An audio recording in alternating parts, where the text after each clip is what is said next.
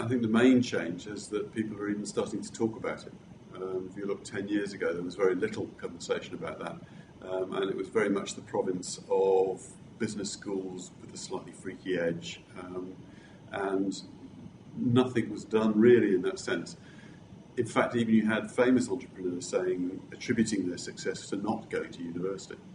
And I think that's starting to turn around now, and people are starting to understand the importance of it, and the fact that it's much broader, and that you do have important things such as social enterprise, and that it's not just about being a successful business person, important that that is.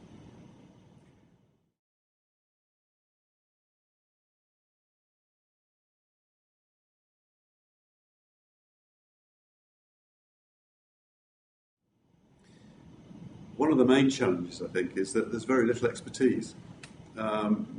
Many of the people who you might want to be helping to educate and change the attitudes of pupils all the way from the age of 4, 5, 6, all the way up through, and it should never stop. They're very few and far between, and most of them are out there making money or being good social entrepreneurs. They're very busy people, and quite often there's very little time for them to do things. I think as time goes by and people build up much more of an alumni relationship with people as you have in the United States, more and more will feel that they need to come back and give something back to the institutions that help them. That presupposes the institutions actually help them, of course.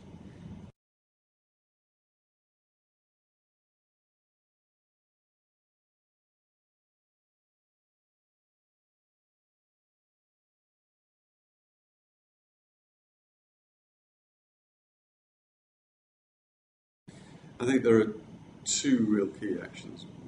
As a business, education tends to subdivide itself in a way which has very little meaning to the outside world. So we subdivide it, for example, between FE and HE. We subdivide it between school and both of those sorts of things.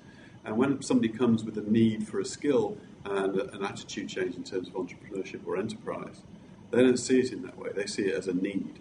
Sometimes a person will need a bit of one and a lot of the other, sometimes a mix, which is right across the board. And I think we have to start thinking about it in those terms.